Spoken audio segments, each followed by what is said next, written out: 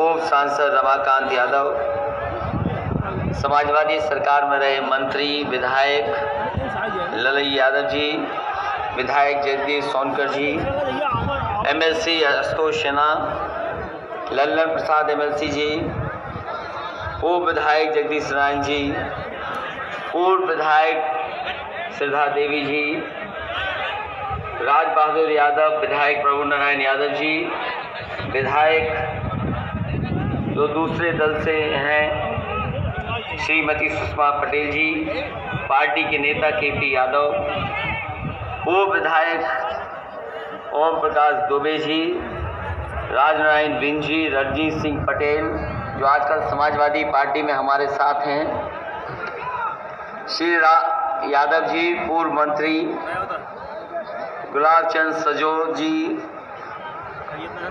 राजेंद्र यादव जी, अजय यादव जी, ओम प्रकाश यादव जी करके समाजवादी पार्टी को आगे बढ़ाने का काम किया।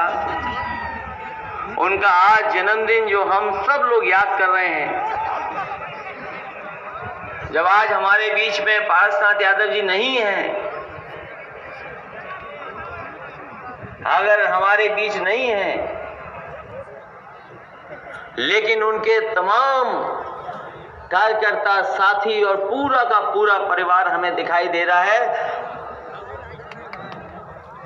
जहां पारसनाथ यादव जी ने अपने पूरे जीवन में गरीबों के साथ खड़े होकर के लड़ाई लड़ी, गरीबों के साथ अगर कहीं अन्याय हुआ होगा तो आकर के वो आगे खड़े हो गए। उसी का परिणाम है कि वो राजनीति में पीछे कभी नहीं मुड़े और लगातार राजनीति में ऊंचाइयों तक पहुंचे हैं। जैसे मैं यहां मंच पे खड़ा हूं, मेरी उम्र के बहुत सारे लोग होंगे, जब हम लोगों ने जन्म लिया होगा तब वो राजनीति में प्रधान बन चुके थे। प्रधान से लेकर के सबसे छोटी इकाई है और सबसे कठिन चुनाव है। प्रधान जी से कठिन कोई चुनाव नहीं होता। वो प्रधानी से लेकर के उत्तर प्रदेश के सदन में रहे, विधायक बनकर के पहुंचे और एक समय ऐसा रहा होगा, यहां के लोगों ने देखा होगा कि कितने कांटे का चुनाव रहा होगा। उस कांटे का चुनाव लोकसभा का जीत करके लोकसभा में पहुंचे। तो ऐसे कम नेता होते हैं जो जीवन भर गरीबों के साथ खड़े दिखाई देते हो। आज तो तस्वीर बदली दिखाई दे रही है, राजनीति की भी और बहुत सी चीजों की। लेकिन कभी किसी ने जब पहली बार झंडा उठाया होगा तो सोचो राजनीतिक परिस्थितियां क्या रही होंगी।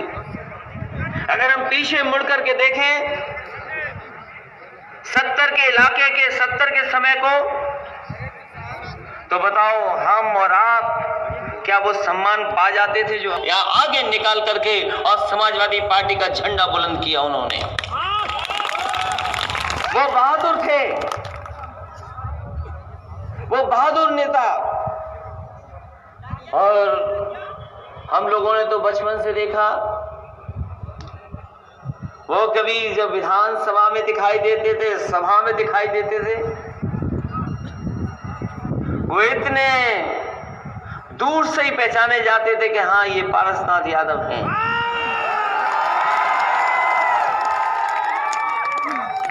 उनका कद काठी ऐसी थी, मजबूत दिखाई देते थे। वो बहादुर और साहसी व्यक्तित्व के नेता थे, किसी से घबराते नहीं थे।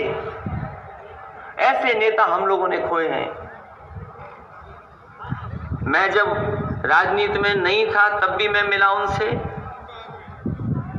जब लोकसभा में पहुंचा तब भी मैं मिला, और जब समाजवादी सरकार थी तो लगातार हम लोगों को एक दूसरे के साथ मिलकर के उठ बैठ करके काम करना पड़ता था।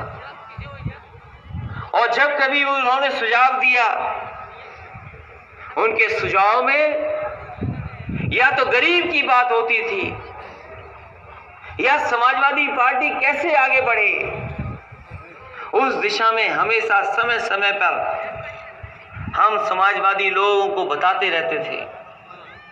कैबिनेट में रह करके, कैबिनेट में रहे, सरकार चलाने में सहयोग किया और बहुत सारे उतार चढ़ाव देखे उन्होंने जैसे राजनीतिक उतार चढ़ाव देखे होंगे, शायद यहां कम लोग होंगे जिन्होंने उतने राजनीतिक उतार चढ़ाव देखे होंगे। अपने लिए उन्हें संघर्ष करना पड़ा होगा, पार्टी के लिए संघर्ष करना पड़ा होगा, कभी वो झुके नहीं और निराश नहीं हुए। मुझे वो समय याद है कि जिस समय लोकसभा का चुनाव में पहला लड़ रहा था, उनके साथ जो लोग चुनाव लड़ाने मुझे गए होंगे वो जानते होंगे, जब पार्टी में ये तय हो रहा था कि किसको कहां जिम्मेदारी दी जाएगी, तो मुझे अच्छी तरह याद है कि नेताजी ने कहा कि इन्हें जिम्मेदारी दीजिए सबसे मजबूत क्षेत्र में।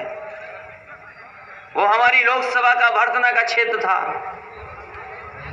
वो बहुत पिछड़ा इलाका था, बहुत पिछड़ा। जैसे यहां पर उतनी रेत नहीं दिखाई दे रही है, रे का इलाका, जितना हमारा रे का इलाका था, सफेद सफेद दूर तक दिखाई देता था। और वहां पर वो रुके, डटे रहे, लोगों को समझाया। और उस विधानसभा में सबसे ज्यादा पुलिस का इंतजाम भी था, क्योंकि विपक्ष के लोग ये जानते थे कि यही विधानसभा है जिसमें अगर हम वोट को रोक ले जाएंगे तो समाजवादी पार्टी नहीं जीत पाएगी। लेकिन उन सरकार के लोगों को ये नहीं पता था कि पूर्वांचल का एक मजबूत नेता यहां पर समाजवादी पार्टी का झंडा लेकर के बैठा है। और जब परिणाम आया, जब रिजल्ट आया उस चुनाव का, कहीं जीते, कहीं हारे, कहीं थोड़ा पीछे, थोड़ा आगे, और जब आखिरी विधानसभा का वोट खुला तो सबसे ऐतिहासिक जीत अगर कहीं हुई थी तो वो भरतना विधानसभा, जहां पर आपके नेता पारसनाथ यादव जी लगातार काम करते रहे। यहाँ है बहुत सारे साथी जो जानते होंगे इन बातों को। और फिर राजनीति में वो घबराने वाला व्यक्तित्व तो नहीं था।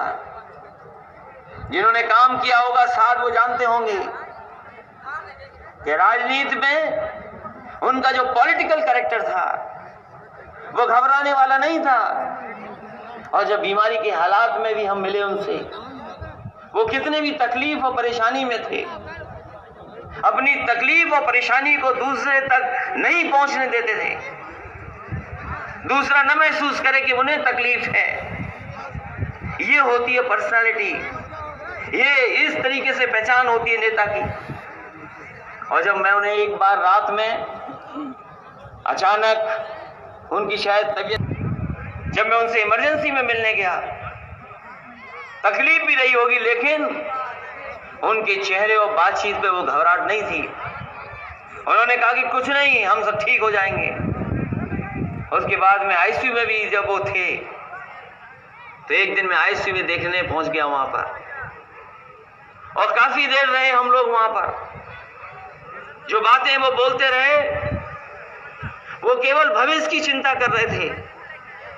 मैंने उनसे कहा, बहुत सारे नर्स और डॉक्टर थे उस हॉस्पिटल में, वेदांता हॉस्पिटल में नर्स थी, वहां की डॉक्टर्स थे। वो तमाम राजनीति की बातें कर रहे थे कि आने वाले समय में सरकार बनानी है।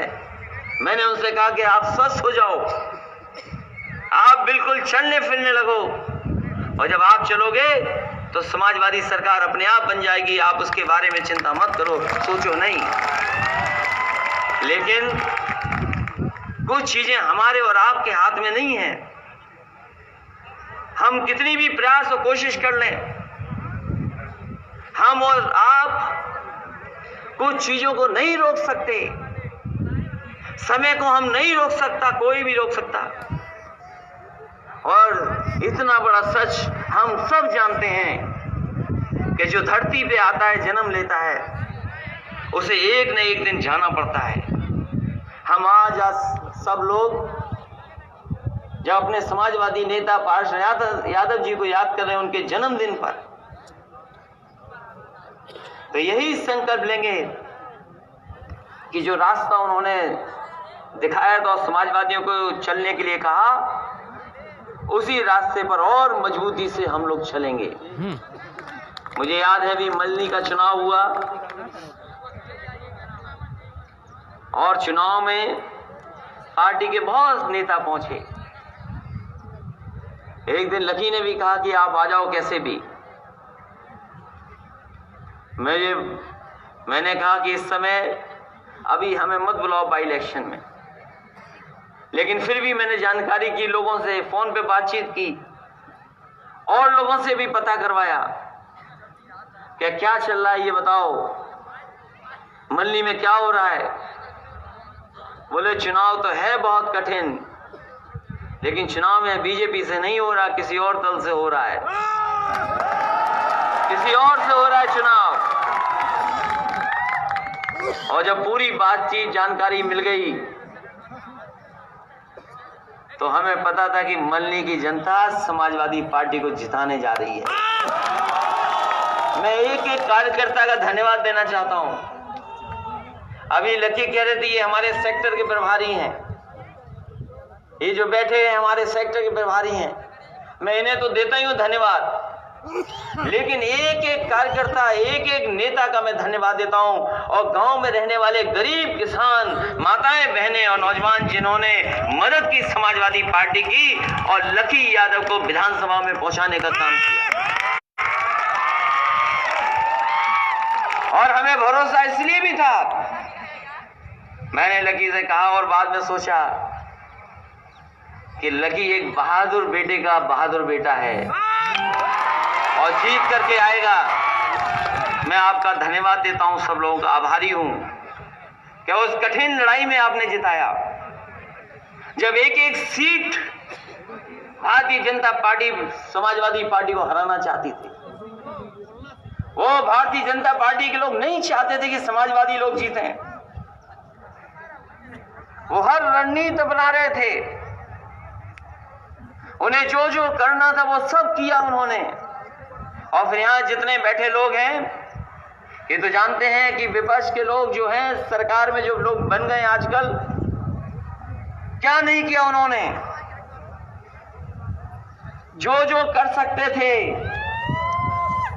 जिन्होंने चुनाव को करीब से देखा होगा, बताओ सरकार और लड़ने वाले व्यक्ति ने क्या नहीं किया विधानसभा में। बताओ कोई चीज छूटी हो तो बताओ। हर तरीका अपनाया, लेकिन उसके बावजूद भी, क्योंकि ये क्षेत्र, ये विधानसभा जिसमें अभी अभी पार्षद यादव जी को जिताया था, उन्हें असली श्रद्धांजलि अगर किसी ने दी है तो यहाँ की बहादुर जनता ने श्रद्धांजलि देकर के। जब सरकार ने ये कहा है अपना नाक और मुंह बंद कर लो, और ये जो मास्क लगाने का काम है, बीमारी से बचने का जो एकमात्र इलाज अभी है, इस बीमारी ने हमें आपको सबको मास्क पहना दिया और न जाने कितने लोग चले गए, कितने लोगों की जान चली गई। हालांकि जिस तरीके से दुनिया के दूसरे हिस्से में लोगों की जान गई है, जो सबसे ताकतवर देश है अर्थव्यवस्था में, जो सबसे ताकतवर देश है फौज के मामले